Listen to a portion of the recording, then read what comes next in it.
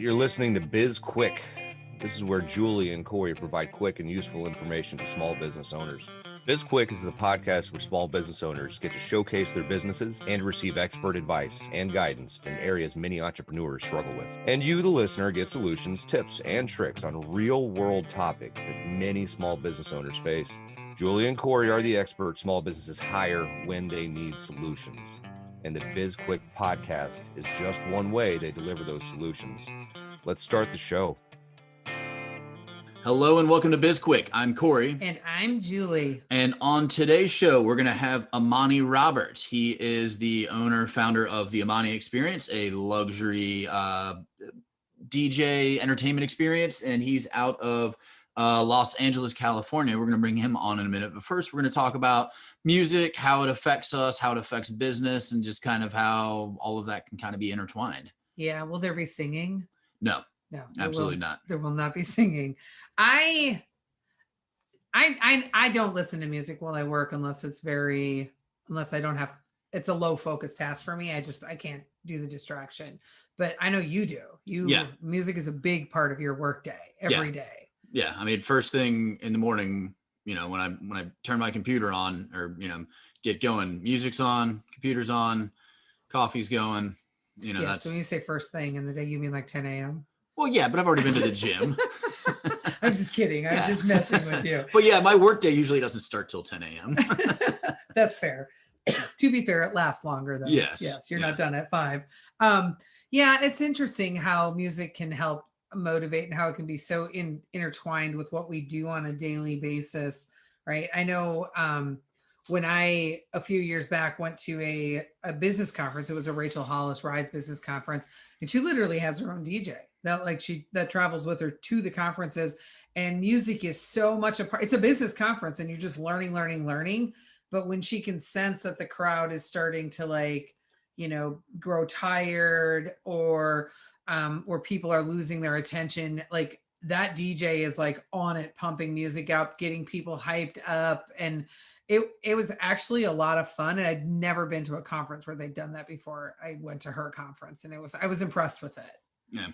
I'd say it sounds distracting, but I've been to plenty of conferences where I'm just nodding off constantly. So I can see how that would be helpful as well. Right. Because all of a sudden it comes out of nowhere. She'll be like 5, 4, 3, 2, 1. And everybody on one has to get up and dance to this song. And you're like, okay.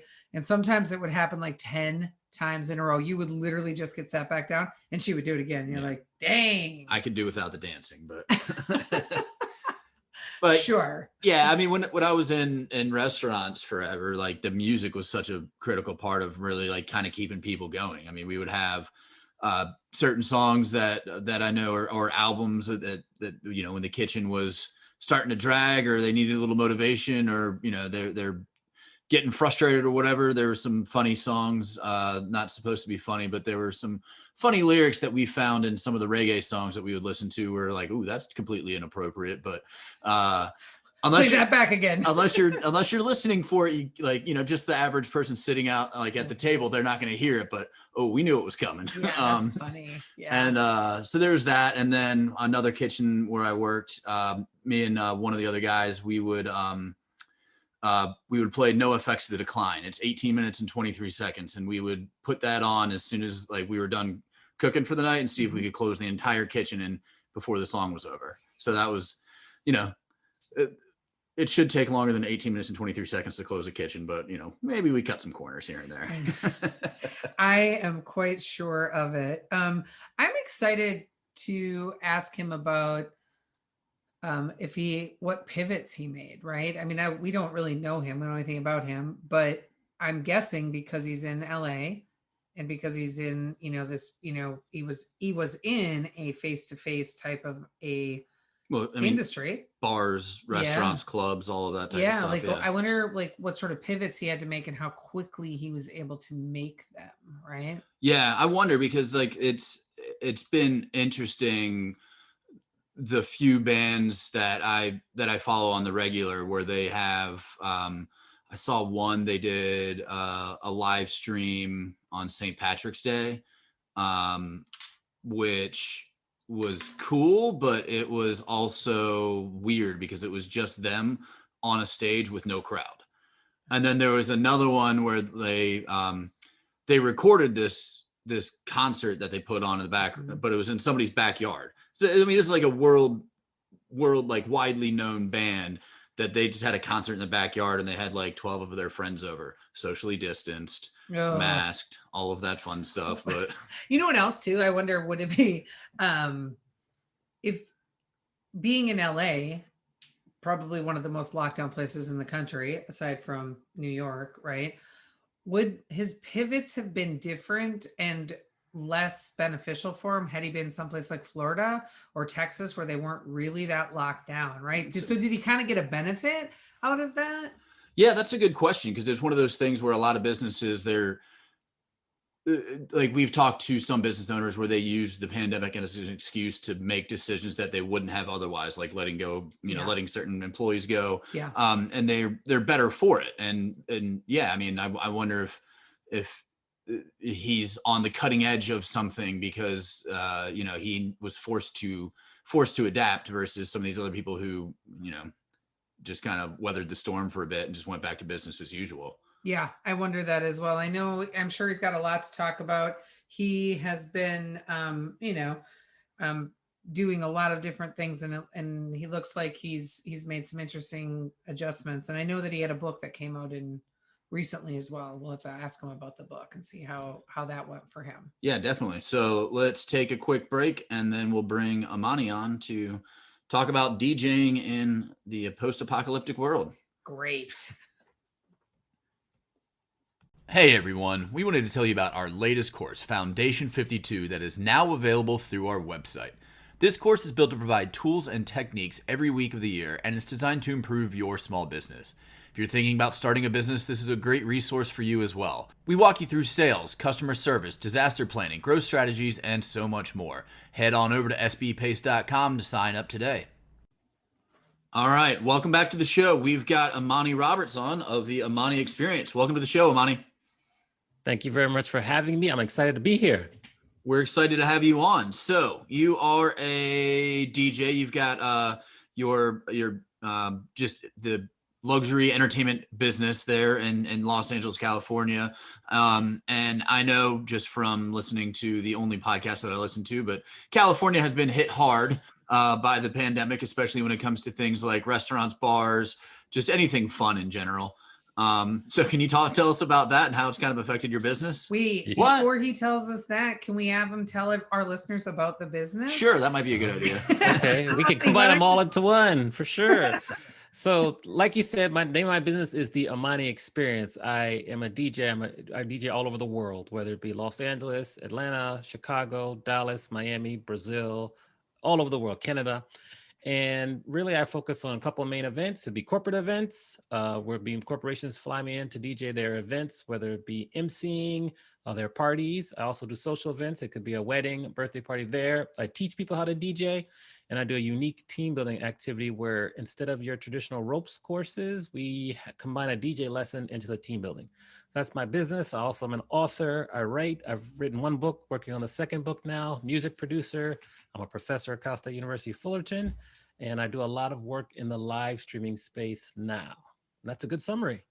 That is a great summary. How long, just real quick before. Well, that's fine. We can, yeah. We're going to let Corey ask the question again so we can talk about Adam Carolla twice in the same podcast. But how long have you, has the Amani Experience existed, and how did you come up with the concept for the business? It's been in existence since April of 2008. So this is our 13th year. Wow. And I used to work in the corporate space, work for Marriott Hotels, and I decided to change and retire and pursue DJing full time.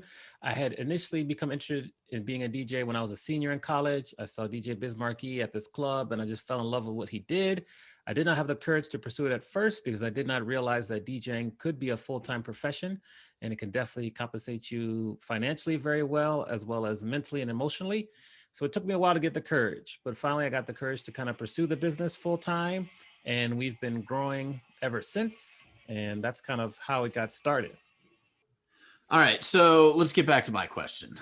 Yeah, let's talk about Adam Carolla. Well, no, not Adam Carolla, but just following the news and all of that in general. I know that California has been on lockdown for a serious lockdown for the past 12 months or longer. And so considering that you're based out of LA and probably a lot of your business is there in LA, what have you done to pivot to, keep your business going? Right. So as of like March of 2020, like no in-person gigs. So pretty much all of my income went away. I did start to stream on Twitch. And once you start to stream on Twitch, you can eventually earn revenue on there. It will definitely not replace what I earned before, but it is a good base of revenue.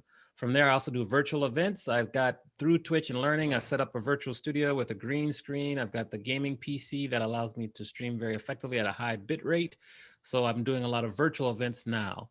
In addition, I also, because of the teacher in me, I also teach people about how to stream, how to live stream and go through all that. We've had 2 classes now and I'm trying to grow that also. So that has done a little bit to kind of replace the income that I've lost because of the shutdown. Things are starting to open up very slowly here now. But if I'm being honest, I feel that, I will not get back to the level that I was at probably until 2022, 2023, just because I think it's going to be a little bit longer for things to rebound than we saw it before. Do you think that you'll fully rebound? Because I know that both Julie and I were in the corporate world prior to this, like traditional corporate world, and a lot of our old coworkers, we used to travel almost 100% of the time, and a lot of our old coworkers have said that they are probably never going to travel again because they figured out that they can do 95% of their work remotely. So why spend the money, on traveling? Do you think that you're going to rebound with events and conferences and all that type of stuff? I think the business that I lose from maybe less travel, less events will be replaced by virtual events, because I think that companies will still want to have hybrid events, whether it be some people in person and then a virtual component. So I plan on using the virtual studio that I have to kind of replace what I will miss out on the in-person events. And then once you add on live streaming, monetizing it on Twitch or YouTube, that revenue will also grow and allow me to kind of just grow a different segment of the business. Like on Twitch, I have shows where I interview people very similar to you all interview streamers, learn from them. I have like a dating show and a newlywed show. So I'm creating content that can live outside of the traditional DJ sets, but allows me to monetize it and move forward and just kind of just add different revenue sources. So can you explain for our listeners what the difference is between live streaming and having a podcast that you are broadcasting live as you are recording it? So those are very similar. Live streaming is a very similar, like if you're going to live stream your podcast, that's probably a form of live streaming. What I do is we add in the video component so you can see and interact in person. Like if we're having a show, I have the chat going, people can ask questions in the chat. I can highlight what they're doing. I can ask them. I'll bring guests on who could then interact with the audience and myself. And it's really, really spontaneous. So if there's a guest that shows up in the chat and they want to say something, of course, we have moderators that will screen them. They can also come onto the conversation as well. So it's really, I view live streaming like interactive TV. There's a couple series on TV that kind of let you choose your own adventure. Netflix has a couple that they're doing well. That's similar. Like we have a plan for the show, but we don't know how it's going to go. And it depends on the chat, depends on the audience. It depends on what the guests say. And we take it from there. So I view it as like interactive TV that can't really be edited. It's just up there. I'm going to guess prior to March of 2020, this was not something that you were really doing that much. So you probably had a trial by fire and had to figure out a lot of things the hard way. Can you share some of those experiences? Because I know that a lot of people out there have this dream of becoming a YouTube star or, having a world famous podcast or whatever it is. So what are some of the things you learned along the way? It is definitely a trial by fire. I'm still learning every day. A few things is that you don't need to go out and buy equipment right away. Look and see what you have around the house, whether it be old iPhones that you can use as a camera. You might have an old audio interface or an old switcher that you can use to kind of switch between scenes. Use old microphones. Like you don't need to go and buy things right away. Cameras was a big one. You'll notice that during the pandemic, a lot of camera companies made some firmware adjustments to then allow you to live stream with the cameras. Sony was really a popular one. Canon was another popular one. So you could have an old camera that you could record on that you can turn into a video camera. And that's something I learned right there. Second was really, which should be number one, is just get started. Many people kind of debate and analyze and try to figure it out and buy everything, and they never get started. And then 3 months pass by, 6 months pass by, and they've kind of missed their time. Just get started. That'd be another lesson I learned. And then 3 is just YouTube is very valuable. You can learn a lot on YouTube. You can watch and learn from what other people. And just surround yourself with some people who are kind of learning with you, so you can learn together, you can share notes, you can test, do those things, and just be open to the feedback, because that'll help you improve quicker. And just keep going. Many people start, they don't have a big audience in the beginning, and they get discouraged, and then they stop because they're used to maybe, you know, if they're a DJ, they're used to playing in front of crowds of 5, 10, 15,000 people. They're live streaming, only 5 or 10 people are in their stream, where they're like, this is not what I'm used to. I'm going to stop. Well, no, don't stop. Just kind of build your community and grow from there. And the final one, I mean, there's a lot of lessons, but the final one that I'll mention is just the value of merchandise. I completely underestimated merchandise as a revenue stream. Once you start a stream, you create a brand and you're growing, and you name your crew that kind of follows you in the stream, or you have certain things you can sell. Merch can be very valuable. You can have mugs, shirts, hoodies, different bumper stickers, just different things you can sell that people love to support. As you may know, like many artists nowadays, especially the last year or two, the biggest amount of earnings they've had is from merchandise. And that's just because people just shop and they want to support. So those would be the top 4 learnings I would contribute.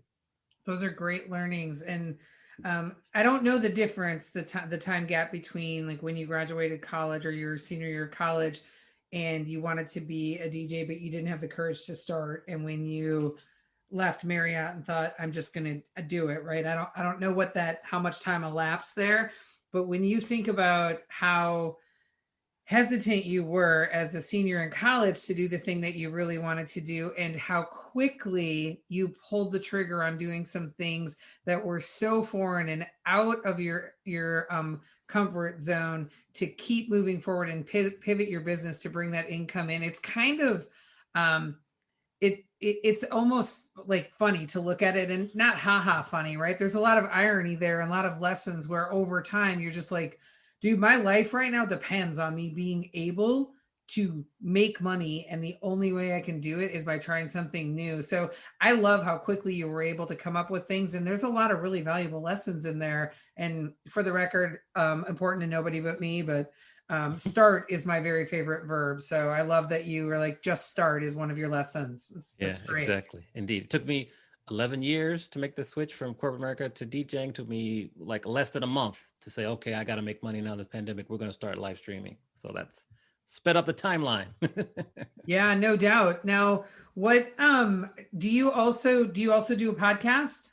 Yes. I do a podcast, the Amani Experience podcast. I used to do episodes every week. Now I'm like once or twice a month. But what I'm doing is from the live stream, I've interviewed a lot of DJs and creators that have been able to establish themselves on Twitch. So I'm going to convert those episodes over to a special series on the podcast and continue. So I can still manage about 2 or 3 episodes a month. And I think I just went over like 170 episodes, I think. So I've been podcasting for a good 4 years. This is the second run through. I had another podcast that I started in 2008 too. Okay. Do you have classes for people to take on how to become a DJ? Yes, I have classes in person and virtual. And, you can be all over the world just on Zoom. We'll work through it. It takes a little bit longer because there's certain elements of DJing that you need to kind of the tactile touching it. But online classes, and we'll teach you. We'll teach you all the fundamentals and get you up and running. Do you teach the all-important mouth sound effects like? Well, you can't make that with your mouth. I teach you a little bit of the scratches and everything. Yeah. We get through the basic scratches. Yes. If you want to do the really complex ones, I have someone I can refer you to because that's out of my wheelhouse. But yeah, we teach you the basics for sure. Okay. Well, and it's one of those things. So I have a background in restaurants, and the word chef has just become synonymous with anybody who works in the kitchen, which I hate, because just because you're a line cook, just because you've spent the past 10 years, whatever, working a fryer, that doesn't make you a chef. But they're like, oh, let's go talk to the chefs. No, that's just a line cook. And I feel like a lot of people today they call themselves DJs. They call themselves, we've complained about this, they call themselves consultants. Yes, or coaches. Yeah, everybody's exactly. a coach.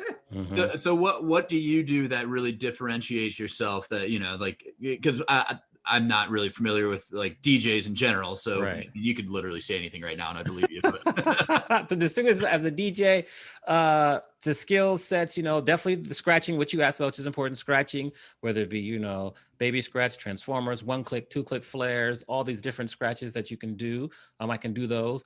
Live blends where you put an instrumental over a acapella and be able to perfectly beat match that. Really just the art of beat matching, putting a song over a song, being able to beat match and take people on a journey from, mid-tempo to up-tempo back to mid-tempo, be able to select songs. Like that's all that a DJ can do.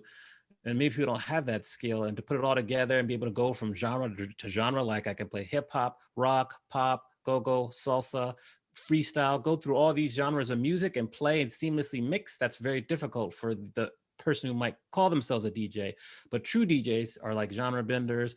They can go and pivot and move and shift and also do some tricks, beat juggling, things like that, which I could do. That really kind of helps set me apart. Plus engaging with the crowd, making sure that the crowd is engaged. When you do it virtually, you have to pay attention to the chat. That's your virtual dance floor. And then you add in all the graphics, the production capabilities that are needed. It's a lot going on, but that's part of what kind of helps me establish myself as a true DJ, the art form, and go from there. Great. So how do you take that and apply it to business? Like what can businesses learn from you as a DJ or from DJs in general? So in my book, we have a couple of chapters where we talk about ways where the DJing life is very similar to business. The favorite one, which we've all been through now, is like troubleshooting. That's like 11 p.m. at nighttime. If you take a DJ set from 10 p.m. to 2 a.m., you first start off at 10 o'clock p.m. You're trying to get to know who's in the club, make sure that you can keep them there, keep them in the bar. Same thing in business. You're trying to find your ideal client, your avatar, same exact concept.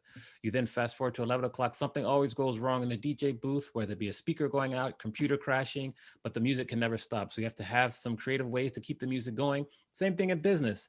A pandemic happens. You can't just shut down your business. How are you going to shift and adjust, but still keep revenue coming in? That's troubleshooting chapter. You have to be really creative. We fast forward to midnight. That's prime time. So if you're fortunate enough to have a business that is bringing in revenue month over month, how do you keep that going? The dance floor, how do you keep the dance floor packed? People singing along song after song after song. That takes a skill.